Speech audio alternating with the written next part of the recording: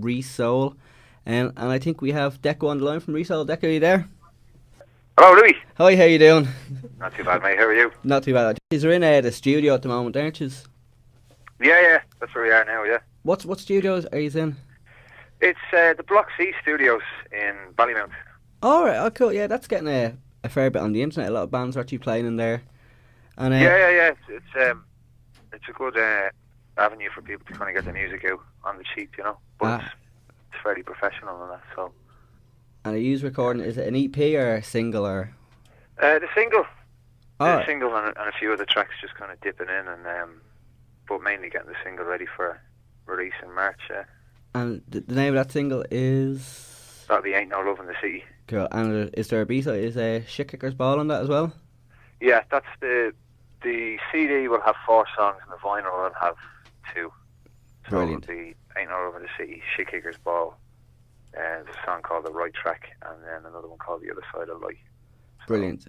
I've actually heard The Other Side of Light, and that's actually an amazing song. I think it's the live version that I heard. Of course, we did mention earlier how he's played the ITT FM live gig, and anyone who doesn't know who he's are basically a new up and under a coming. rock. Yeah, it would have definitely. These are basically the new up and coming rock band. Very kind of Oasis-y, bit of folk thrown in there, bit of kind of. It's an eclectic mix, but it's real balls to walls rock and roll. Would that be the best way to describe you? Would it? Yeah, I mean, it's kind of, I'm kind of the last person you should ask what we sound like, you know, because, you know, you play a song at a gig and people will come up and they'll be like, oh, that sounds like this, or, you know, you remind me of that, like, and you're kind of taken back a bit going, I don't think we sound anything like them or anything like this, you know. But, yeah, there's elements of rock and roll and there's elements of, you know, pop and soul and folk. Yeah. You know, it's all in there, like. And of course, how did you actually come together? How did Resoul actually come together originally? Well, there was a couple of lads who had a band, and their singer and guitarist were jacking it in and going off and doing their own thing. So we kind of we went to their last gig, and we kind of hooked up with Marky from that band, and then we met Andy and Chris from just, you know, the scene and that kind of thing, and other people, and just all got together and had a jam and everything worked out. Like, there is actually an amazing kind of a Dublin rock scene at the moment, isn't there? Like, there's some there's some other great up and coming bands as well. What do you reckon? Why is that at the very moment? Do you reckon that there's so many good bands coming up? I don't know. I think there's always been a strong Dublin, you know, Irish music scene anyway. You know, a lot of it isn't very good, but some of it, when it's really good, it really stands out. Like, you know. Yeah. And just a lot of people kind of giving it a go. It must be something to do with the recession or something. It has to be. Like, I know Oasis kind of came out just after a recession, and now it's definitely that sort of music's came back around into the public eye. And yeah, well, it's always been a trait. Like, you look back to the Great Depression in America, that was some classic music there. Like, you know. And actually, while you talk about what would be the band's influences actually? You know, it's kind of, there's a general kind of stream that runs through it. We're all kind of kids of that Oasis Britpop thing, you know. I don't think any of us would be playing guitar, or well, we probably would, but I mean, that was at the time. It was, you picked up a guitar because of them, like, you know. Yeah. And of course, a band like that, they always lead you to down a different path. You know, you find out about people like Neil Young and Paul Weller and Slade and that kind of stuff, and you know, all the Northern Soul stuff through Weller, and then that goes all the way back to, you know, Buddy Holly and Elvis, all that kind of stuff. So I think it's just all the great music of the last, you know, 60, 70 years. It is amazing actually, and you mentioned how it is kind of one pat. Like, when you start listening to bands like that, which I'm sure your name is going to be added to at the front of that now, but when you start listening to one, it does lead into going right back, like almost like a journey through rock and roll, basically, then kind of into blues and things like that. Yeah, you find yourself listening to things that you kind of, you know, when you start off in music, you don't really kind of listen to, you know, but as time goes on, you kind of become more appreciative of other genres and stuff. No, except heavy metal. Nobody likes heavy metal. I must ask, where did the name Resoul come from? That was Kilo came up with that. He maintains he was having a few scoops one night, and he was listening to some vinyls and stuff, and he said that Rubber Soul Mm-hmm. and Revolver were laid out in such a way on the floor that it said resoul. Now, I don't know what he was drinking or whatever else he was doing, but we've kind of looked at it and went, there's only one possible way he could have seen this, and it was, it defies belief. Yeah. But that's where he got it from, yeah. Well, it's brilliant. That's actually a brilliant story. It's very much like the Beatles kind of story of where that name came from, where John had a dream. I think the Beatles was floating on a flaming pie. Oh, yeah, and then McCartney called his album Flaming Pie or something, didn't he? Yeah. What was I going to say to you? Is Kilo your brother?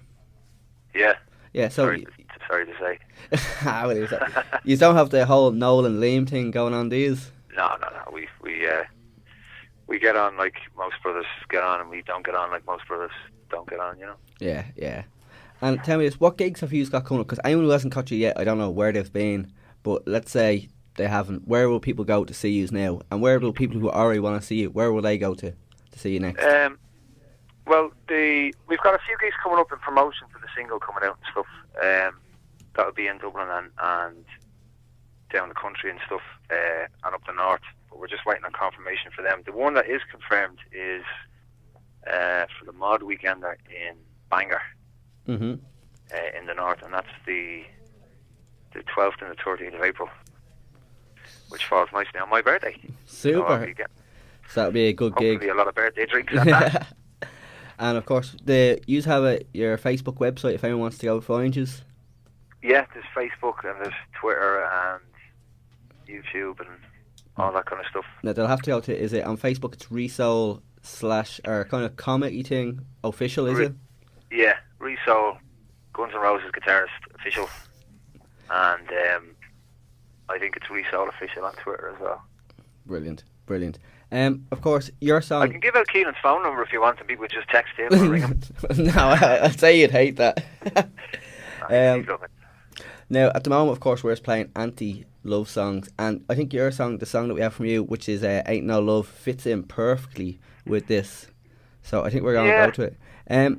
So we'll just say about the Facebook again. Anyone wants to catch it, and one of your dates is Bangor on April the 12th. Yeah, the one that's confirmed. There'll be a few more knocking around in town, and I think it's the Grand Social and maybe Sweeney's. Yeah, that one's up in Bangor. It's going to be a good festival, weather permitting, of course, but should be a good weekend. And am I right in saying that you guys were just signed recently? Yeah, to Copas Discs, German label. Mm-hmm. So they've got some good artists on the books there. There's French Boutique, it's a French band. Yeah. And the Riots, they're a crazy bunch of Russians. But